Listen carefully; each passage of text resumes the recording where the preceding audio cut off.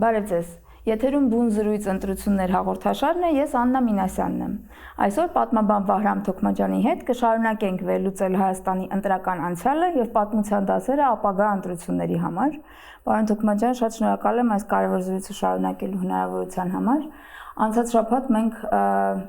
ճանապարհորդեցինք առաջին հանրապետություն, խոսեցինք առաջին խորհրդարանական ընտրությունների մասին, տեղափոխվեցինք նորանկախ Հայաստան, քննարկեցինք մի շարք տարբեր ընտրական գործընթացներ, հասանք 2007 թվական եւ այսօր կխնդրեմ, որ շարունակենք խոսել փոփոխությունների մասին, զարգացումների մասին, տրանսֆորմացիաների մասին, որոնք ունեցել է մեր ընտրական համակարգը, պատմությունը։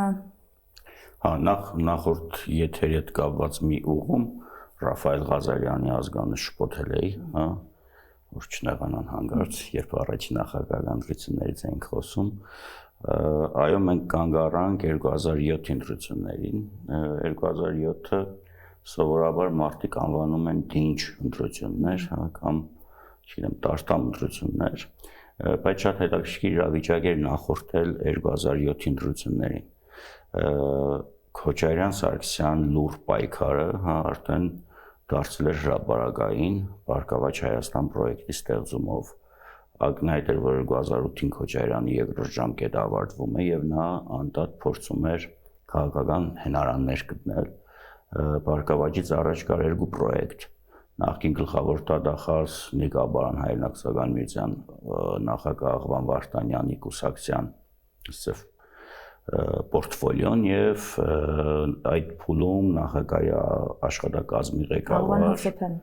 Աղվան Հովսեփյանն էլ էր ուզում այո ստեղծել, այսինքն Քոչարյանը պիտի ունենար նոր ձևավորվող խորհրդարանում իր քաղաքական հնարանը, որովհետեւ այդ ընտրություններն 2007-ի մայիսին էին, իսկ նրա նախագահության ժամկետը ավարտվում էր 2008-ի փետրվարին։ Մյուսը Արտաշես Թումանյանի նախագահական աշխատակազմի ղեկավարի պրոյեկտներ, բայց ի վերջո գործող իշխանության նախագահական թիմը կանգ առավ Բարգավաճ Հայաստան պրոյեկտի վրա ու Գագիկ Ծառուկյանի ֆենոմենը, հատկապես բարեգործի եւ այլն, սկսեց տագնապեցնել հին հանրապետականներին։ Այս վիճակից դուրս գալու համար նրանք հապճեպ համագումար արեցին եւ երջանկայիշատական Անդրանիկ Մարգարյանը Սերժ Սարգսյանին ներկայացրեց որպես կուսակցության փոխնախագահ, որ լիազորված էր նաև կուսակցության անունից հանդես գալու հայտարարություններով։ Ու ինչ ստացվեց։ 2007-ի ընտրություններից առաջ նախ մահացավ Անդրանիկ Մարգարյանը, հետո արդեն հայտնի մահափորձներ Գյումրու այն ժամանակվա ներկայիս քաղաքապետի դեմ, Վարդան Ղուկասյանի ու բավականին բուռն իրադարձություններով մենք թեվակողեցինք 2007-ի ընտրական փուլ։ Պայթեց Արթուր Բաղդասարյանի հայտնի սկանդալը, որ Ռոբերտ Քոչարյանն անվանեց դավաճանություն ապրիլին ԵՊՀ ուսանողների հավաքի ժամանակ ու մտանք փուլ, բայց ոչ սովորական քարոզարշավի, որովհետև ավանդական դիմությունը իդեմս Ստեփան Դեմիրճյանի եւ Արտաշես Գեղամյանի ըստ էության պարտություն էր գրել, այսինքն իրենք իրենց պիկը չէին օգտագործել։ Խոսքը Սահմանադրական դատարանի հայտնի վստահության հանրաքվե երևույթի մասին է, որն ավարտվել է 2004-ի ապրիլի 12-ի բռնություններով։ ՕԵԿ-ը փաստորեն դուրս էր եկել կոալիցիայից մինչես,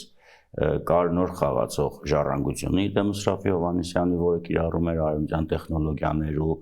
մի մեծ ավտոբուս լցված գյուղ առ գյուղ գնում էր եւ շատերը ասում են պրոյեկտը Քոչարյանի հետ Բարգավաճ Հայաստանը։ Բուն ընտրությունները անցան համատարած կաշառքի պայմաններում, բոլորը կաշառք էին բաժանում, խոսքը երկու ուժային կենտրոնների մասին է, խոսքը ժառանգության բնականաբար մասին չի, անմասին չէր նաև օրինաց երկիրը ստորվա մամուլ հրապարակումների ու ձևավորվեց մի խորհրդարան, որտեղ որ հանրապետականը փաստացի ուներ մեծամասնություն, բայց չուներ այն մեծամասնությունը, որը կուզեր։ Բայց եթե նայում ենք հանրապետականի տոկոսների աճին, սա ավելին էր, քան նախորդ ընտրություններին ձեռք բերած ձայները։ Խորհրդարան անցան ՀՀԿ-ն, ԲՀԿ-ն, Դաշնակցությունը, ՕԵԿ-ը եւ Ժառանգությունը։ Ավելին Ռաֆի Հովհաննիսյանը իր ժառանգությունով համարձակվեց Երևանում անգամ երրորդ տեղն զբաղեցնել, ինչը շատերի համար անակնկալ էր, բայց ոչ այն մարդկանց համար, որոնք զբաղվում էին վաղուց այս process-ներով։ 5 գվարդիան պարտվեց։ Այսինքն Գեղամյանի, Վազգեն Մանուկյանի, Ստեփան Դեմիրճյանի առաջնորդած ուժերը այլևս չհայտնվեցին նոր ձևավորվող խորհրդարանում։ Այս պայքարը նաև հետաքրքրական էր այլընտրանքի առաջացմամբ, impeachment դաշինքով Նիկոլ Փաշինյանի,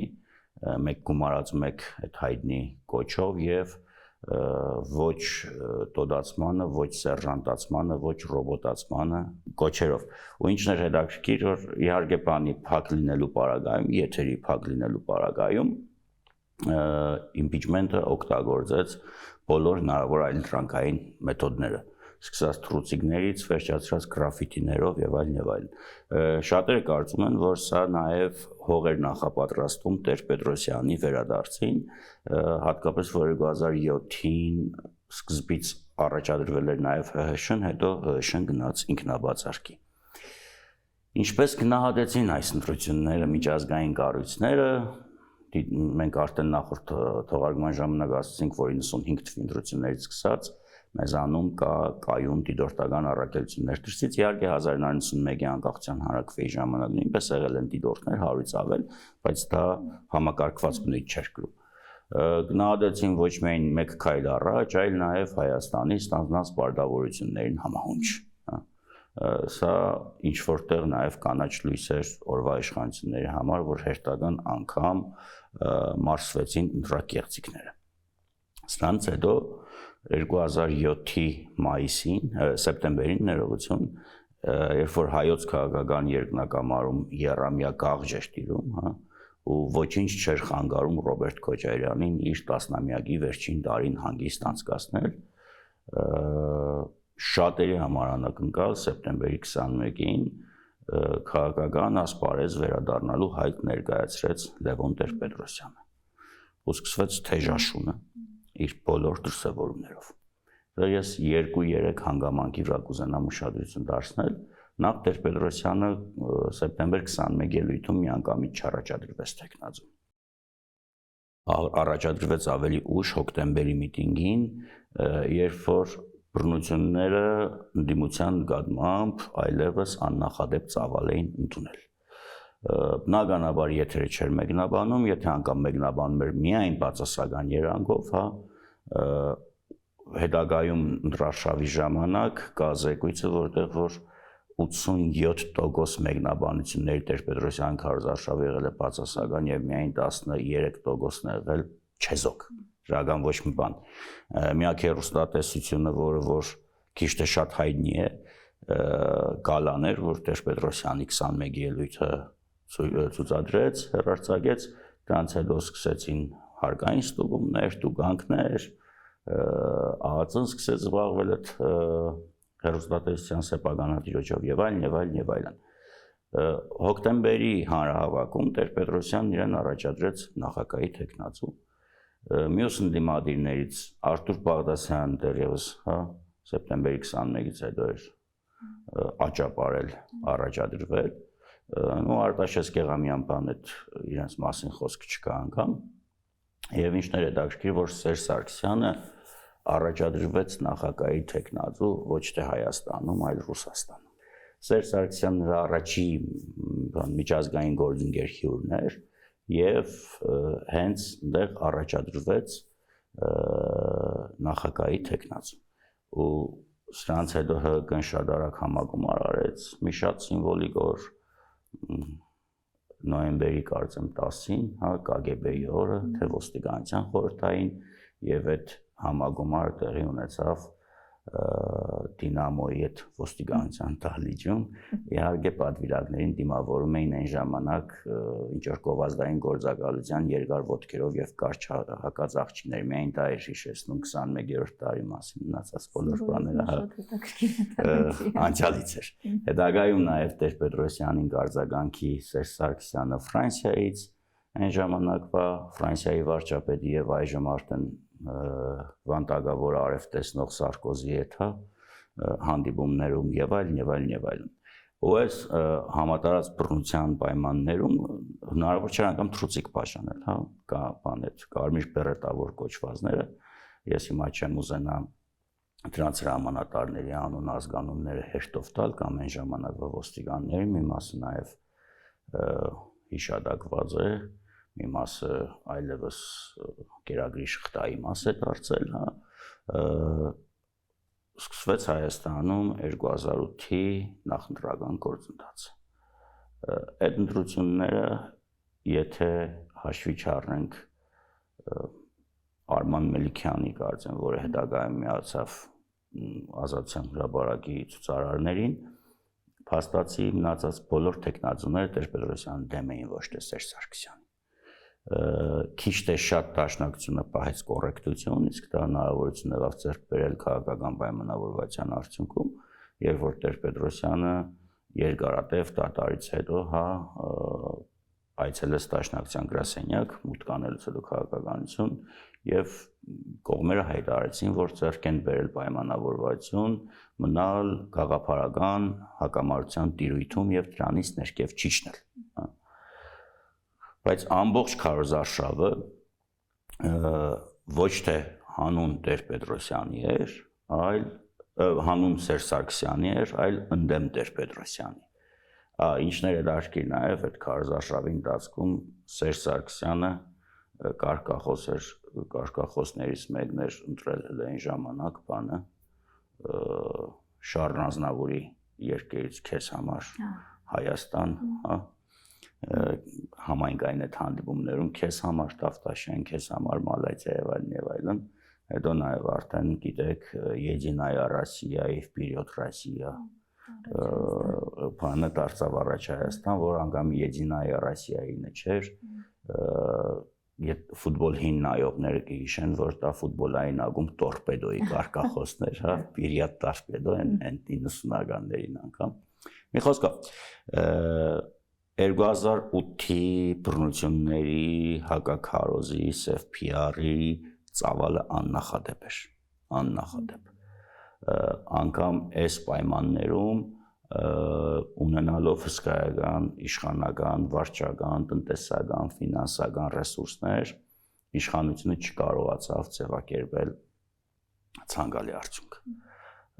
Չկարողացավ համոզել հասարակական լայն շերտերին, որ Սերժ Սարգսյան նախագահ է դարձել 54%-ով։ Ես համոզված եմ, որ Սերժ Սարգսյանի թիմի մեծ մասն էլ հավատացած չէ այդ արդյունքներին։ Մենք դա տեսել ենք, թե ինչպես էին որոշ թաղապետեր իրենց ռոսագախմբերով, բառիսպուն իմաստով ավտոմատավորներով, հա, մտնում տեղամասեր, եթե ընդդիմացող կար, վերցնում դուրս էին շպրտում, եթե շատ ընդդիմացող կար, պարզապես առևանգում էին այդ մարդկանց, լցոնում էին, իրենց գործը անում էին ու հեռանում։ Անգամ այսքանից հետո թղթի վրա նկարած թվերով մենք չունեցանք այն, ինչ կուզեին ունենալ։ Իհարկե սրան հաջորդեցին հանրահավաքները ու տեղի ունեցավ մարտի 1-ի ողբերգությունը։ Ի հեճուկս ներկայիս պաշտոնյաների մարտի 1-ի ողբերգությունը բացահայտված չէ։ Եվ գլխավոր գործող անձինք պատասխանատվության ենթարկված չեն։ Ավելին, գլխավոր գործող անձանցից որևէ մեկը պատասխանատվության ենթարկված չի։ Մարտի 1-ը կամ հոկտեմբերի 27-ը կամ այս կարգի գործերը, ես չգիտեմ երբ կբացահայտվեն իրականում եւ իրական ծավալով Հայաստանում,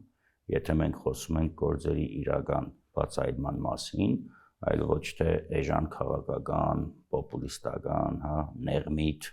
մանրադրամային շահարկումների մասով։ Պարոն Թոքմաջյան, ես ուզում եմ մենք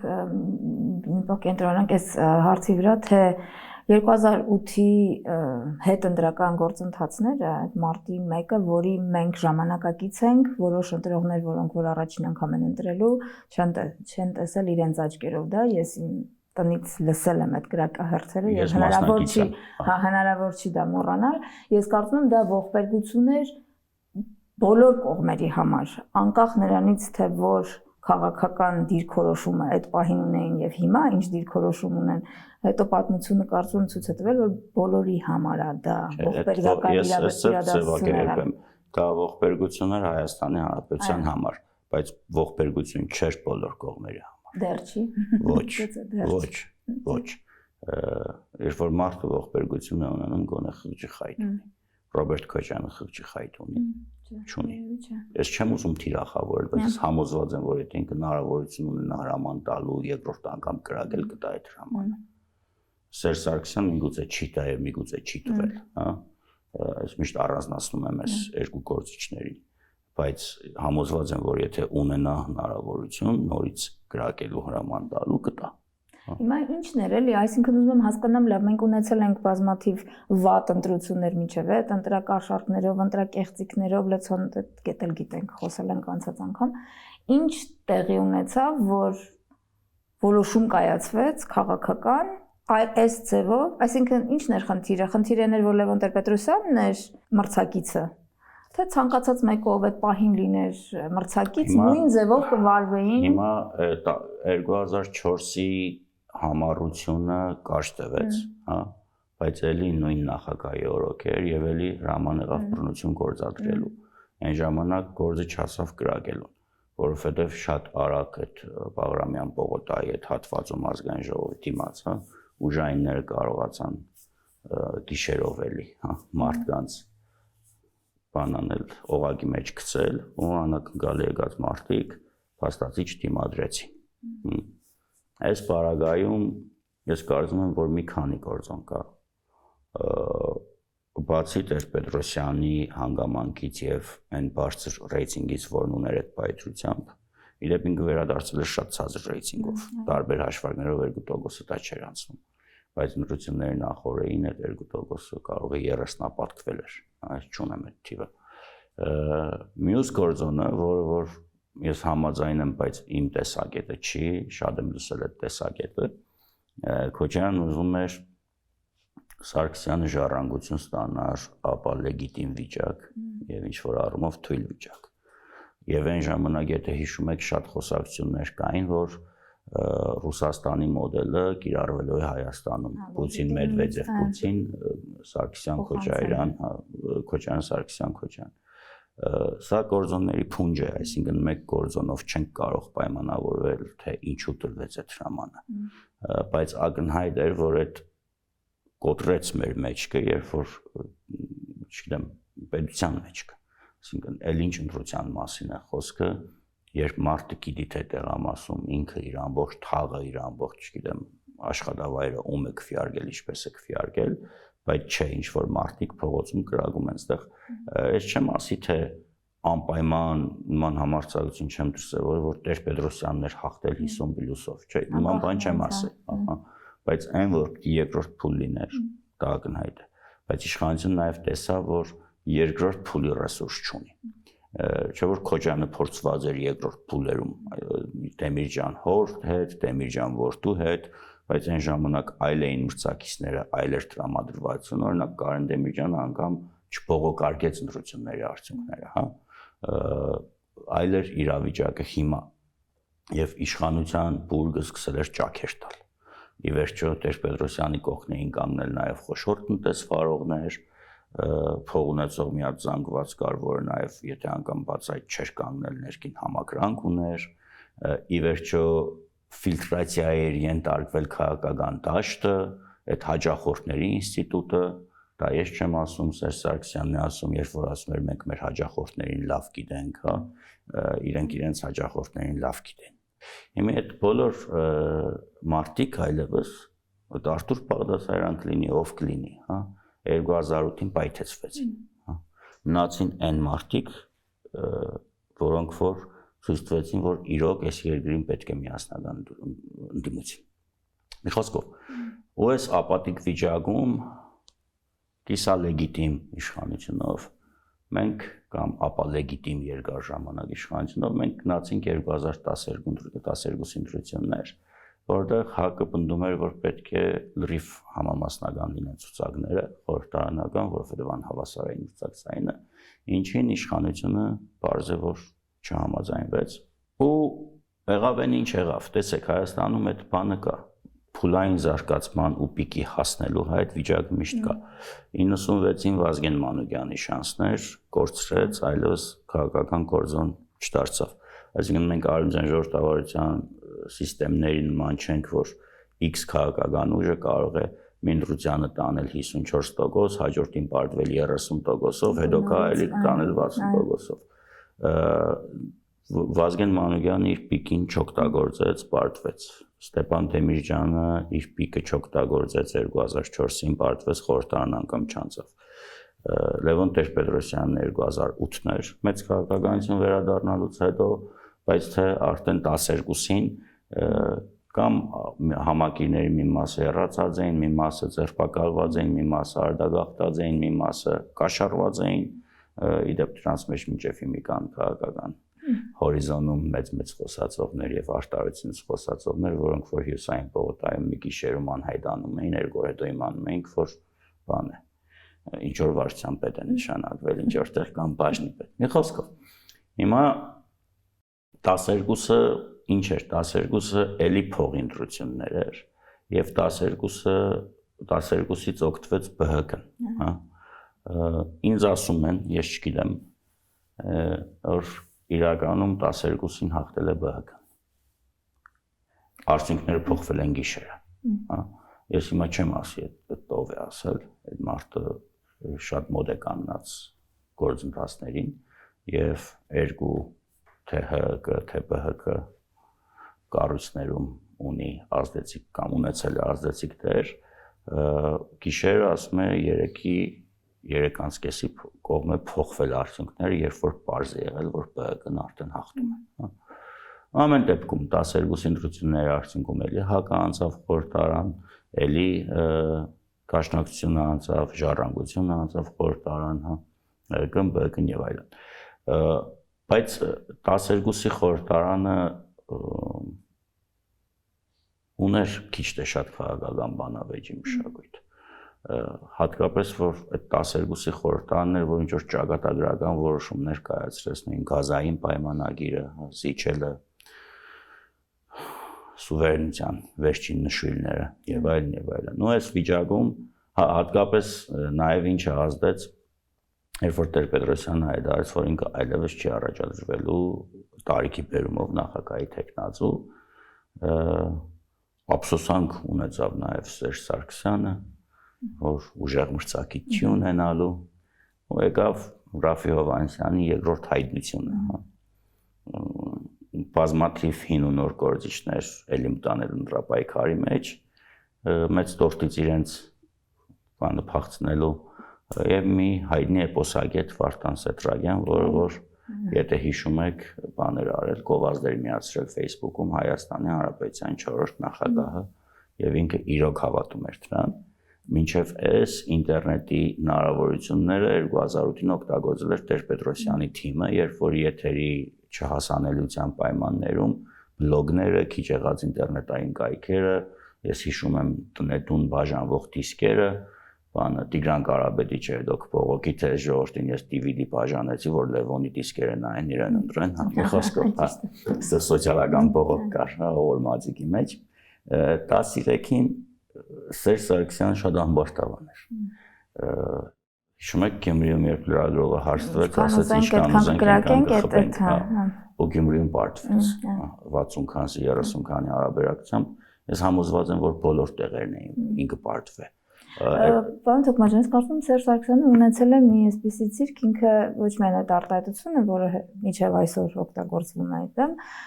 նաև հայտնի մարտի 1-ից դասեր չեք քաղել արտահայտությունը 2018-ին։ Հա, ինչ ժողովրդին գազազացնելու հետաքրքիր տեխնոլոգիա ունի։ Ես իմ անձնական բանն է, որ այդ արտահայտությունն է, որ ի վերջո նպաստեց այդ հեղափոխության իրականացմանը, ես չգիտեմ, ոնց այդ հիշողությունները եկեք բան անենք, դա համարենք առիթներից մեկը, ոչ թե պատճառներից մեկը։ Հիմա Ռաֆի Հովհաննիսյանի այդ ծավալուն հացայներ ունենալը ոչ թե Ռաֆի Հովհաննիսյանի ցիրկներ, այլ գործող իշխանության նկատմամբ հասարակության վերաբերմունք, այստեղ լուրջ խնդրեմ կա էլի։ Ու այս փուլում էր, որ բանը էպոսագետը Պարուր Հայրիկյանին շփոթել էր Մսրամելիքի հետ, հա, եւ եղավ Պարուր Հայրիկյան դեմ մահափորձը, Պարուր Հայրիկյանը շտաբեց հայտարարել, որ մահափորձ իրականացնողները Սլավոնական Արտաքինով անձինք են, բայց հետագայում ինչպես պարզվեց, բանեն սովորական լավ քյամուր սև կաֆել մեթլախ խփող անձինք են, հեչել բան չեն։ Կար իրավական հիմք, քան որ տեխնազներից մեկին նկատմամբ մահափորձ էր իրականացվել, որպեսզի ընդրաշավը դադարեցվի, բայց Պարուր Հայրիկյանը դա չուզեց, ընդրաշավը շարունակվեց, իշխանությունները կեղծեցին հերթական ընտրությունները, փողոց դուրս եկավ ժողովուրդը, վերջն արդյունքում Ռաֆի Հովհաննիսյանն եւ Վլադիմիր Կասպարյանը գնացին Ծիծեռնագավերտ աղոթելու, հա։ Հետագայում իհարկե Ռաֆի Հովհաննիսյանը բազմաթիվ անգամներ կսկսի արտարանալ եւ այլն, բայց կներեք ես արդեն շատերը լուրջ չեն վերաբերվում, հա։ Ու վերջ, այսինքն էլ իստեղ իր աստղը մարեց, հա։ Էլ 17-ին խորհրդարանում չպետք է հայտնվի, որովհետեւ մի անգամ է կարծես թե հասարակությունը մարդկանց շանս տալիս, երկրորդ անգամ կարծես թե հասարակությունը շանս չի տալիս։ Ես չգիտեմ միգուցե մարտաբաններ այդ ֆենոմենի պատասխանը կտան։ Հիմա եկավ Սերժ Սարգսյանի կառավարման 2013-18-ի երկրորդ փուլը, այսինքն վերջի փուլը, ու պարզ էր, չէ, որ նաև իր նախկին գոլեգան գործընկերը այժմ հրաբարակային միմյանց ստադափելով քոչարանական թիմը հանգիստ նստած չէր։ Ու Սերժ Սարգսյանը ձեռնարկեց հերթական ֆարսը, դա սահմանադրական փոփոխություններն էին, իրենք անվանում էին բարեփոխումներ, ես անվանեմ նոր սահմանադրության ընդունում, որովհետև փաստացի առաջի երկու հոդվածներից մնացած գրեթե բոլոր հոդվածներում փոփոխություններ եղան, եւ այդ սահմանադրության ձեռքը կրակն են ընկել մինչև այսօր։ Այդ սահմանադրական փոփոխությունները միտված էին Սերժ Սարգսյանի իշխանության երկարաձգմանը, ուրիշ որևէ բան չկա։ Այլ բան, որ թե դրա նախաձեռնումը, թե հայտարարումը, թե ընդհանրակարգերը ամբողջությամբ խախտվել են, ծավալուն զեկույցներ կա։ Մասնակցության ամեն ինչ, այսինքն սահմանադրությունը ինքնին հագասահմանադրական էր։ Եվ նույնը կազմվեց ոչի ճակատ, ես հիշում եմ հանձնաժողովի մեջ էի ու իմ տեղամասում գոնե կեղծիքների բոլոր բաներն եղել են։ Օրինակ 2012-ին երբ որ կիրառեցին այդ դրոշմա կնիքները, չէ, հիշում եք, կես ժամ հետո ցնդում էր կա, դա ցնդված դրոշմա կնիքների ընտրություններ։ Հիմա 2015-ին ինչ էին անում։ 6-րդ ծև կա, 9-րդ ծև կա, որի վրա անձնագիրը կորցրել ես, ժամանակավոր ցուցակում ես եւ այլն։ Մեկը տեսնեմ տեղամաս է գալիս մի հատ տիգին յուր երկու դստրիկների հետ, բարձում է որ դանյոք հանդերձ կատեգորիկ հավեն, որովհետեւ ամսի 4-ին աղջիկներն են անձնագիրը կորցրել, ամսի 3-ին 5 ծև սինխրոն իրար եւ այլն եւ այլն։ Բարձվեց որ այս մարտիկ հայտնի օլիգարխներից մեկի սուպերմարկետում աշխատող 60 քանի հոկանոց թիմ բացահայտեցի, հա, խումբ է, որոնք շրջում են, կամ ասենք մարդու անձնագիրը նայում եմ, վերցնելու իրավունք չունեմ, ինքը գրանցված է Աբովյանի միկրո, հա, բայց եկել է քվեարկելու Երևան արաբգիր։ Հանձնաժողովի նախագահը, որ այդ օլիգարխի տեղակալ հաշվապահներից է, ինձ ասեց, խնդրում եմ քեզ, կամ իջի ներքև մի հատ կոֆե խմի, կամ 20 րոպեով գնա ընդմիջման, դու թիվ ասա, տանենք, թողնենք, էլի ում մոտ ես ուզում թողնենք։ Հիմար թվեր մի ասա, լավ խոշոր թիվ ասա, բնականաբար ինք այդ չստացավ, հարցը այդ չի, եւ վերջում ինչ արեցին, վերջում 8 հոգի 2-ը 14-ի վրա անասունների գրանցեցին որպես բան, դիդորտներ, հա, դելիկ ֆեյք կամպանիաներ կա։ Մենք սպասում էինք, որ մեզ են ծեծելու, բայց չէ, իրանք իրար սկսեցին ծեծել, մինչև մենք այդ տեսարանով էշեշի անում էինք, ոչ քվեատերտիները գողացան։ Խոսքով։ Ու այստեղ բազմաթիվ տեղեր, հա, հետո որ գնում էի բան շտաբ, տեսնում կոմիտասի վրա, բան, ասենք ավտոների բագաժնիկներից հանած բարիսպոն իմաստով քվեատերտիներ են շփոթում, ուրիշ բարգեր են, խայդարակ կատաստրոֆիկ ընտրություններ էին, անասայլի ծավալի կեղծիքներով, որի արդյունքում ընդունվեց այս ոչ ու բարով սահմանադրությունը։ Նույնիսկ այդ սահմանադրության պարագայում, որը որ Սերժ Սարգսյանը ըստ ձեզ պետք է ապահովեր իր իշխանության երկարակեցությունը, շարունակականությունը, այո, այդ սահմանադրության պայմաններում եղավ հեղափոխությունը, Սերժ Սարգսյանը կորցրեց իշխանությունը, մենք ոտնակոխեցինք նոր դարաշրջան, որտեղ որ ընտրությունները մի փոքր այլ կերպով են ընթանում։ Բայց մինչև եղավ 17-ը, որովհետև այստեղ հետաքրքիր ինչ առումով 16-ին փոխվեց ընտրական օրենսգիրքը, հա,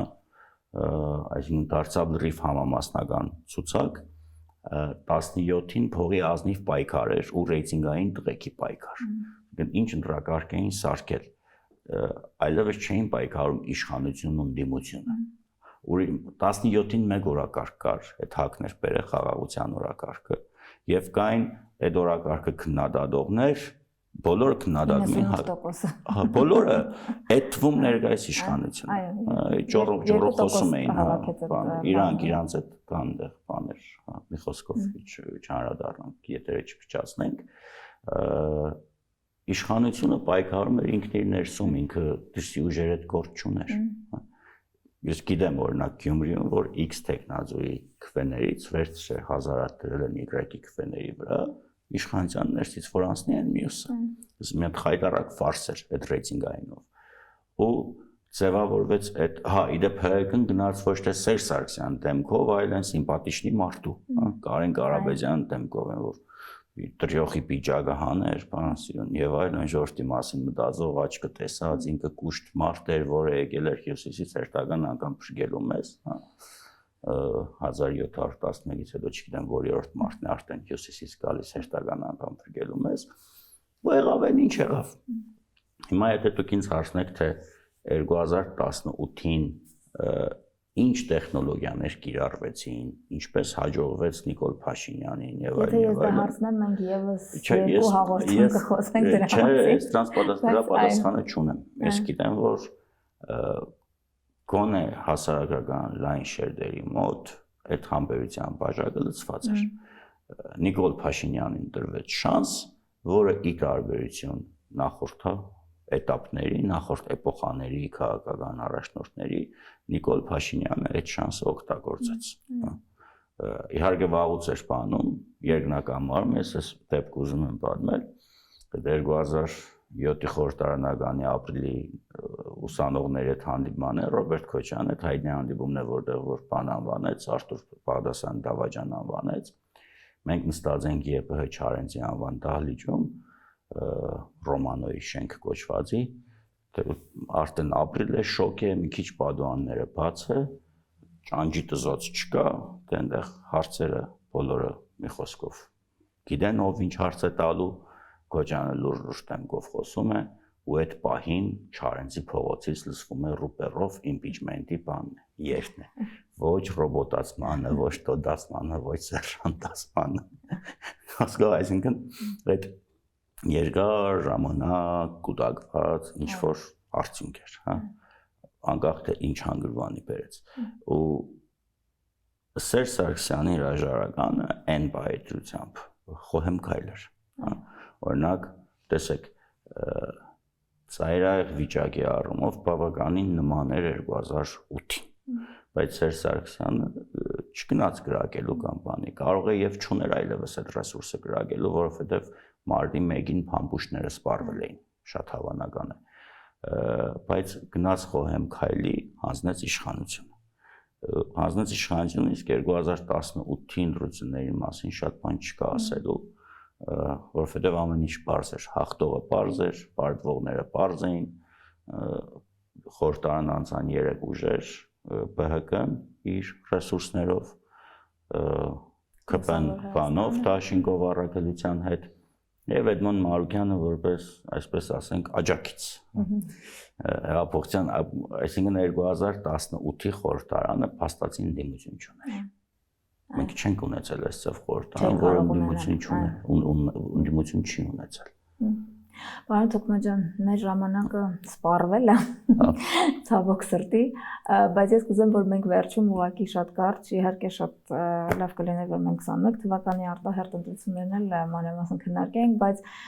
26-ի ընտրություններին ընդառաջ ես մի հարց եմ տալիս իմ բոլոր հյուրերին, հաշվի առնելով մեր այս բոլոր պատմության դասերը եւ մեր հնարավոր կանխատեսումները, թե ինչ կարող է տեղի ունենալ 26-ին,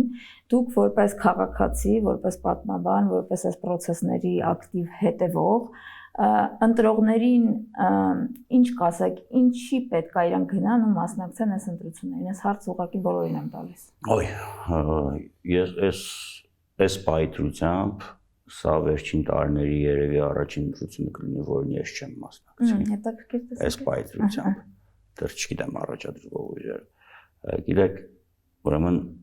ինչ հետաքրքիր բան է աշխատել Հայաստանում։ Մեզ բոլորիս մղել են լուսանցք։ Ես սա չեմ ասում ցավով կամ լավ են արել, կարողացել են արել։ Այսինքն թեմաներ այնքան պիղծ են, հա, չգիտեմ, քերագին, դեր, ես շատ գիտեմ մնացած, որովհետեւ դու անգամ ես այդ թեմայի մեջ փչանալու ես, հա, կամ կարծիք չես հայտնելու այդ մասին։ Մյուս կողմից թե հանրային հարտակներում ընդդիմությունը, թե հանրային հարտակներում իշխանությունը լրիվ իրար համարժեք են։ Իրար դեմքի թքում են, ասում են անձրև է գալիս։ Լրիվ համարժեք են։ Այս կարգի պղծախոսություն, այս կարգի լպիրշություն, այս կարգի բոլոր տեսակի տաբուները խախտված են։ Պանդորայի արքը բացած է իր ամեն ինչով։ Մնացել է բան անեն, ունեցած բոլորը խոսքը թե իշխանության թե ընդդիմության ռեալ ժամանակում պորնոգրաֆիկ նյութերը հրապարակեն ու պրսնեն։ Մենակ ես եմ մնացել, մեկ հրապարակում են կայքերում, բայց լրիվ է հրապարակեն ու վերջացնեն։ Ինչ խորհուրդ տաս մարդկանց, ոչ մի խորհուրդ, ինչ մա բոյկոտել բոլորին, այս պահին։ Իմի 21-ին մարդիկ